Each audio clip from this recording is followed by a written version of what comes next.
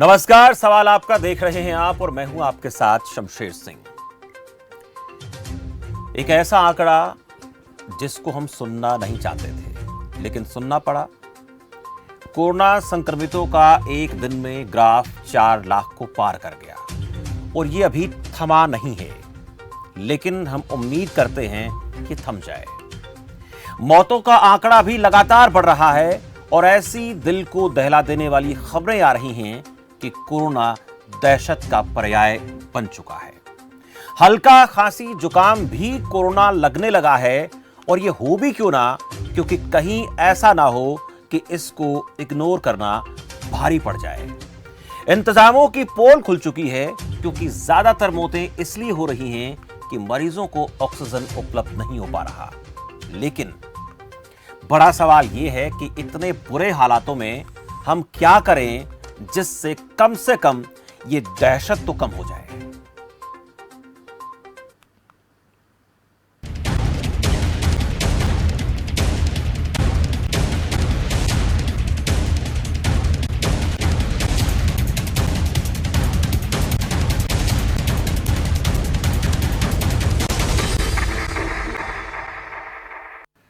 मातम, मरघट, मासूमों के चीत्कार हमारे दिल को चीर रहे हैं, क्योंकि यह ऐसा कड़ा इम्तिहान है जिससे हमें हताशा के सिवा कुछ दिखाई नहीं दे रहा। सरकारें, सिस्टम, सेवाएं सब कमजोर कड़ी साबित हो रही हैं। यानी हम हालातों को नियति मानने पर मजबूर हो रहे हैं, जिससे सदमा और दहशत बढ़ रहा है। लेकिन क्या इसका कोई समाधान नहीं है? कोई ऐसा रास्ता नहीं है कि इस दहशत को कम किया जा सके? संकट के इस बुरे दौर में खुद को कैसे संभालें? यह सही है कि समय पर ध्यान दिया जाता तो इस महामारी से इतनी बड़ी हानि नहीं होती जो हो चुकी है और हो भी रही है। इस सिस्टम को कोसें, सरकारों को कोसें, इनसे सवाल पूछें, हमारा यह अधिकार है। लेकिन सवाल पूछने के साथ साथ हमें खुद को भी संभालना है और इसके लिए क्या करें, इस लड़ाई को किस रणनीति के तहत लड़ें, यह जानना बेहद जरूरी है।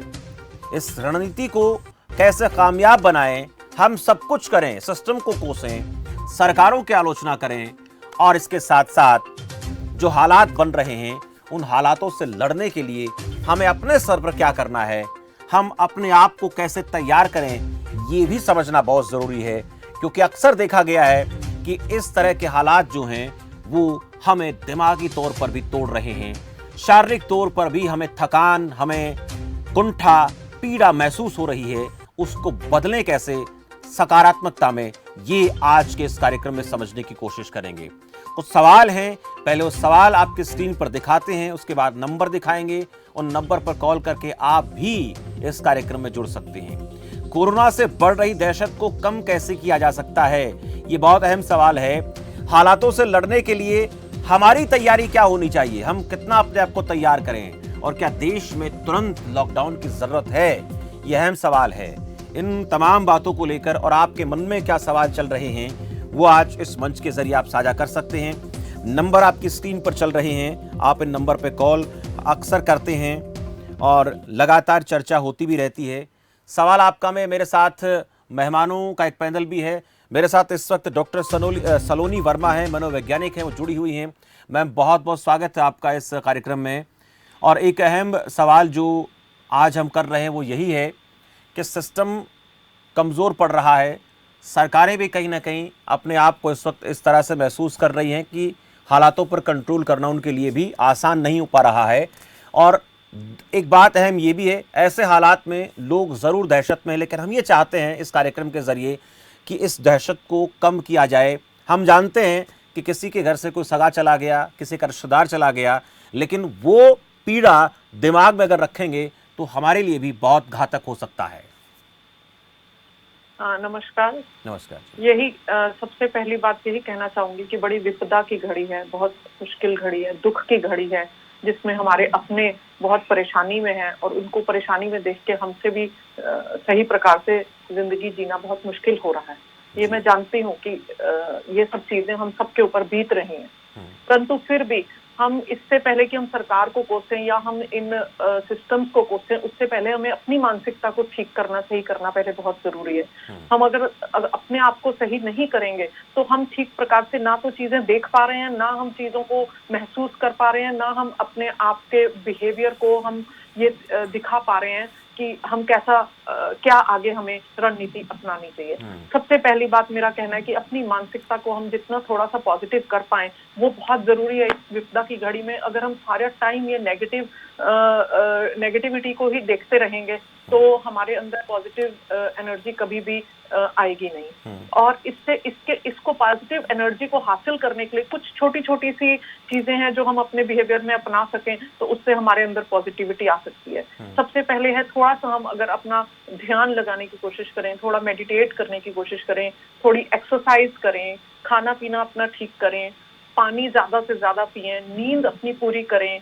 ये कुछ पॉइंट्स हैं जिनको हमको रोजमर्रा की जिंदगी में आजकल अपनाना चाहिए। और जो भी नेगेटिव खबर देखते हैं उसकी नेगेटिविटी को अपनाने की बजाय उसमें से कुछ तो हम पॉजिटिव भी ग्रहण करने की कोशिश करें। अगर विपदा की घड़ी है तो क्या इस विपदा की घड़ी में हम कुछ कर सकते हैं दूसरों के लिए? अगर हम अपने अंदर दूसरों के लिए करने की कुछ भी क्षमता रखते हैं तो हमारे अंदर अपने आप ही थोड़ी पॉजिटिविटी पाई जाएगी। हाँ, कुछ करने का मतलब ये नहीं कि हम अपने घर से बाहर निकलते हैं। देखिए, लॉकडाउन वगैरह की जरूरत नहीं है। लॉकडाउन की जरूरत तभी है जब हम अपने आप को संयम में रख पाते हैं। अगर हम सेल्फ लॉकडाउन भी तो लगा सकते हैं, क्यों हमें बिना मतलब के, बिना किसी जरूरत के बाहर निकलना है? क्या हम हफ्ता भर या 10 दिन भर घर के अंदर कैद नहीं हो सकते? जब इस विपदा की घड़ी में हमें जानते हैं कि इतनी विपदा की घड़ी है तो हम अपने आप को भी तो संयम में ला सकते हैं। बिल्कुल, अपने स्तर पर भी हम थोड़ा प्रयास कर सकते हैं, कोशिश कर सकते हैं। गैर जरूरी कोशिश करनी पड़ेगी हमें, अगर है तो हम घर से बाहर ना निकले। मैम, एक दर्शक मेरे साथ जुड़े हैं, आशीष देशवाल हैं रोहतक से। आशीष जी, स्वागत है आपका। नमस्कार सर। नमस्कार जी आशीष जी। सर, मैं ये पूछना चाहता हूँ, जो ये वैक्सीनेशन गवर्नमेंट कर रही है, आज 1 मई से 18 साल से ऊपर को भी वैक्सीन अलाउड कर दी, तो जो इसमें साइड इफेक्ट्स है वो भी काफी हो रहे हैं लोगों को, जिससे कि लोग करवाना नहीं चाहते वैक्सीनेशन, क्योंकि उनके हाथों में दर्द हो रहे हैं और बुखार वगैरह जो सिम्टम है ये दिखाई दे रहे हैं। तो गवर्नमेंट को भी इसकी तरफ ध्यान देना चाहिए। और जो लॉकडाउन है वो हरियाणा में भी जैसे जिलों में लगाया है, यहाँ पे भी पूर्ण संपूर्ण नहीं है। तो सारी चीज जो है जैसे आना जाना वो तो खुला है, वैसे दुकानें बंद करी है। तो लॉकडाउन कर रहे हो तो संपूर्ण लॉकडाउन करो। जी, चलिए, शुक्रिया आशीष। आपके 2 अहम सवाल हैं, दोनों पर मैं बातचीत करूंगा इस कार्यक्रम में। मेरे साथ डॉक्टर सतवीर चौधरी भी जुड़ गए हैं, पूर्व डीजी हेल्थ डिपार्टमेंट से। सतवीर जी, बहुत स्वागत है आपका इस कार्यक्रम में। बहुत बहुत धन्यवाद। और जो 2 बातें आपने सुनी, एक तो वैक्सीन को लेकर सवाल था दर्शक का, जिनका ये कहना था कि जो वैक्सीन लगवा रहे हैं हम, उसके साइड इफ़ेक्ट हैं, उनसे कैसे बचें, उसको लेकर सरकार को कुछ बताना चाहिए। और दूसरा ये कि खुद भी ज़रूरी है हम अपने स्तर पर कोशिश करें, पर संपूर्ण लॉकडाउन होना चाहिए। क्या इस वक्त ये हालात बन चुके हैं सर? पहली बात तो जो उन्होंने कहा कि वैक्सीन के साइड इफेक्ट हैं, साइड इफेक्ट तो सड़क पर निकलने के भी हैं, पैदल चलने के भी हैं। इसका मतलब ये तो नहीं कि हम पैदल चलना छोड़ दें जी। ये कुछ छोटे छोटे माइनर साइड इफेक्ट हैं, तो इनको इग्नोर करना चाहिए। साइड इफेक्ट तो हर एक चीज के हैं छोटे छोटे, हमें फायदे देखने हैं। फायदे इतने ज्यादा हैं वैक्सीन के, और हमारे पास चारा ही कोई नहीं है। बच्चों को टीके लगाते हैं ना, सबको छोटी सी चोट लग जाती है, सबको पता है ना टेटनस का टीका लगवाना है, जबकि टेटनस बीमारी तो लगभग खत्म हो चुकी है, फिर भी हम लगवाते हैं। अपने बच्चों को रोग बचाव के टीके लगवाते हैं, इसीलिए लगवाते हैं ना कि पोलियो जैसी बीमारी ना हो, टाइफाइड ना हो, ये सभी तरह की प्रॉब्लम ना हो। तो टीका तो लगवाना ही चाहिए। छोटे मोटे साइड इफेक्ट हमें इग्नोर कर देने चाहिए। दूसरी बात इन्होंने कही लॉकडाउन की। जो पहली बार लॉकडाउन लगा था उस समय हमें बीमारी का भी नहीं पता था, हमारी तैयारी भी नहीं थी। अब सरकार के पास पूरा 1 साल था तैयारी करने के लिए, बेड बढ़ाने के लिए, ऑक्सीजन अरेंज करने के लिए, सारी चीजें अरेंज करने के लिए। और कितना समय आप देते रहोगे? लॉकडाउन से क्या होता है, परलॉन्ग ही होती है चीज जी। और लॉकडाउन स्ट्रिक्टली एनफोर्स भी नहीं होता।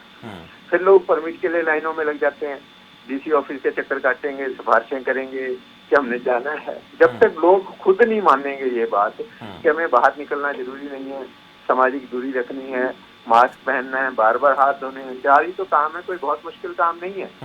इनके लिए लॉकडाउन जरूर लगाने की जरूरत नहीं है। लोग खूब पार्टियां कर रहे हैं, शादी कर रहे हैं और बेकार के फंक्शन कर रहे हैं बंद कमरों में। बंद कमरे में तो कोई फंक्शन होना ही नहीं चाहिए, चाहे सरकारी हो चाहे गैर सरकारी हो। जो सरकारी अफसर मीटिंगें कर रहे हैं, अभी भी मीटिंगें हो रही हैं सरकारी, वो गलत है।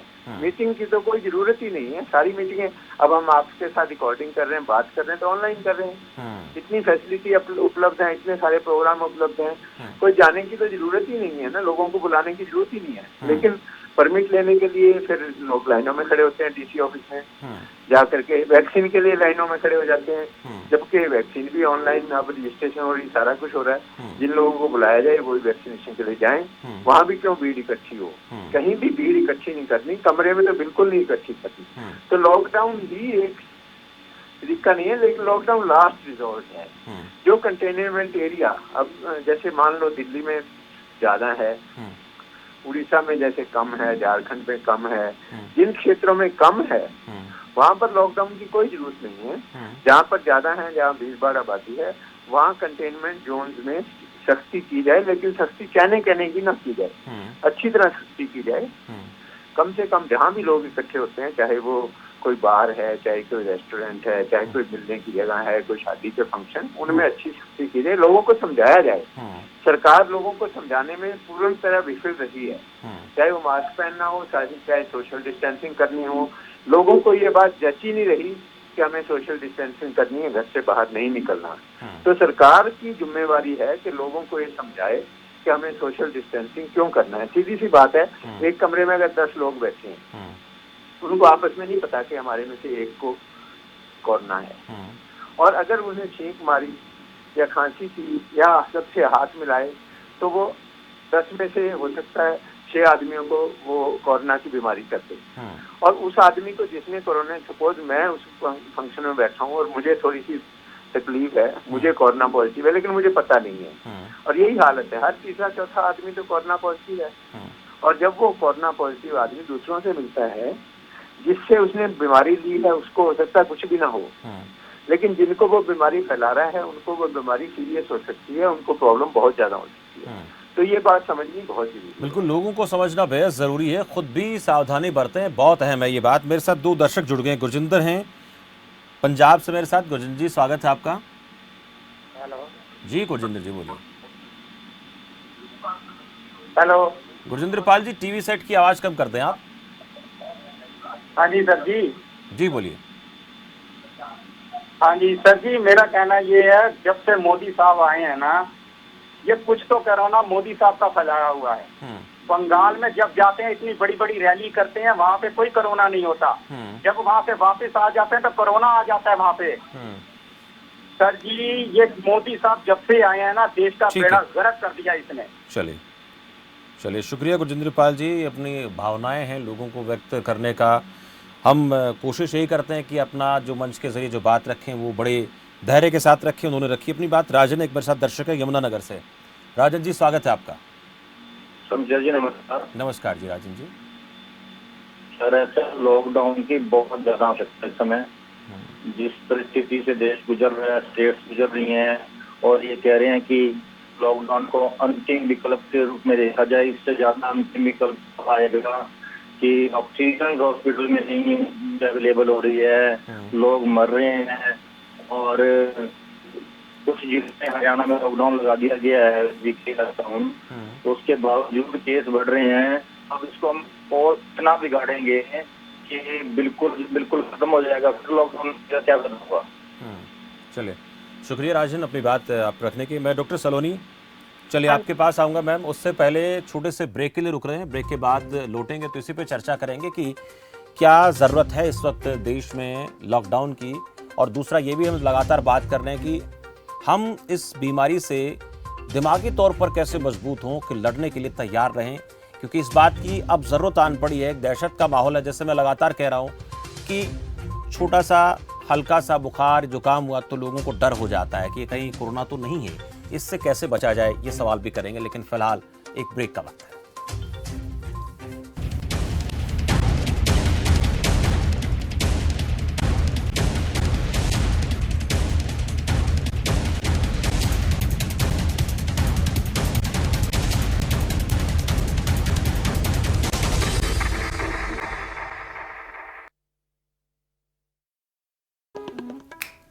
आप रोगों से परेशान हो या अंग्रेजी दवाओं से, विभिन्न प्रकार के टेस्टों से परेशान हैं या डॉक्टरों से, किसी भी प्रकार के रोगों के समाधान के लिए एक बार आइए नाड़ी वैद्य काया क्लब और पाइए अपने सभी रोगों का आयुर्वेद में सही इलाज।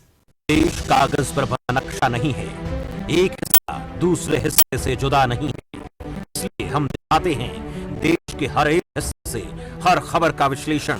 देखिए इंडिया फैक्ट।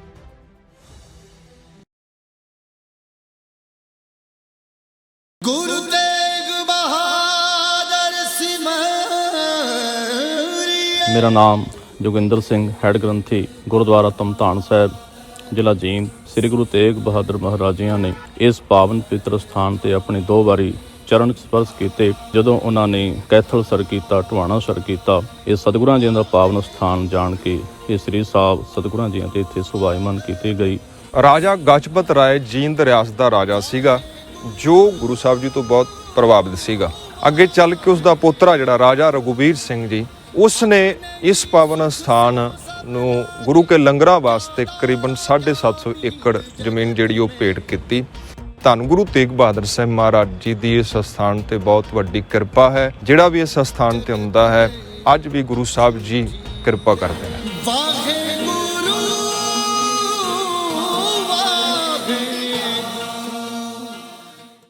समय जो तेजी से बदल रहा है, इस तेजी से बदलते समय के साथ बदलती है दुनिया तेजी से। देश हो या विदेश, मनोरंजन हो या खेल, 25 मिनट में देश विदेश की हर खबर पहुंचेगी आप तक। न्यूज शॉर्ट्स सिर्फ खबर फास्ट पर।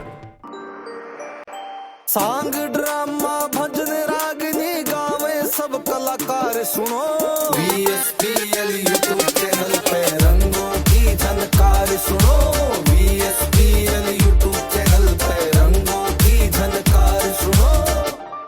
पूड़े के पूड़े बनावा, अड्डड़ पूड़े और अड्डड़ च 4 आदमी बैठ के ताश खेलने में। मारा हरियाणा और मारी बोली।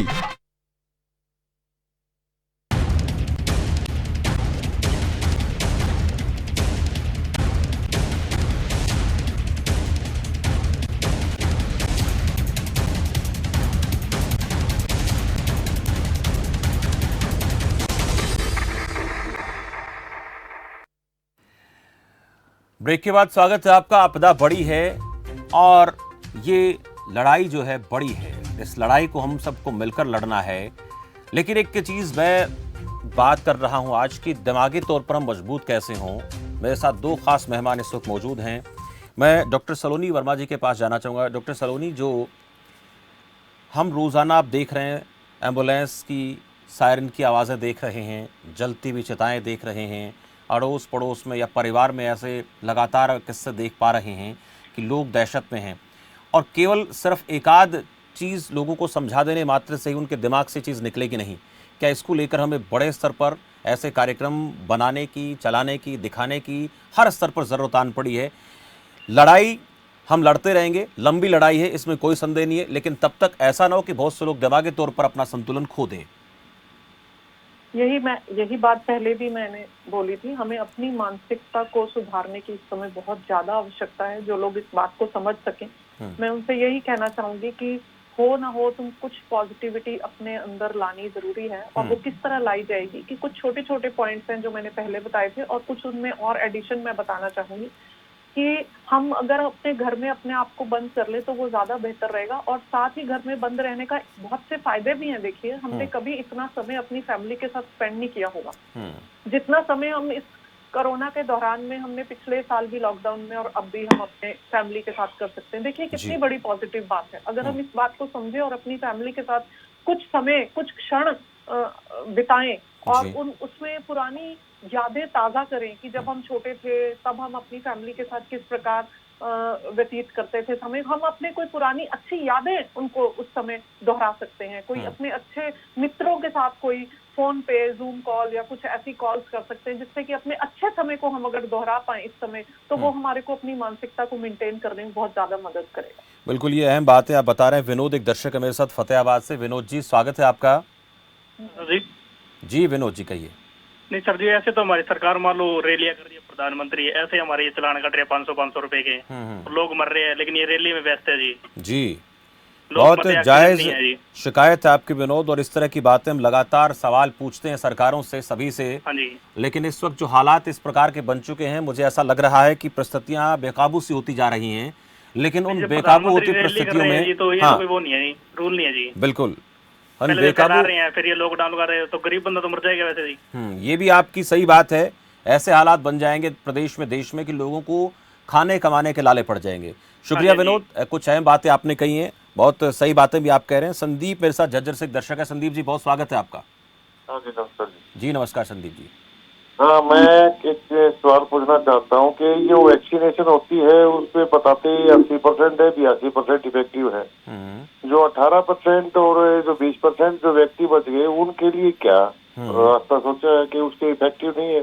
दूसरी बात ये है कि जो मरीज कोरोना से प्रभावित होकर बच गया, उसकी इम्यूनिटी स्ट्रांग हुई, क्या वो वैक्सीनेशन में दूसरों से पीछे रह जाए, दूसरों को मौका दे पहले कि जो ज्यादा जरूरतमंद है, कि उसके अंदर तो इम्यूनिटी आ चुकी है? तो मैं एक्सपर्ट से पूछना चाहूंगा कि उसको पीछे हट जाना चाहिए लाइन से।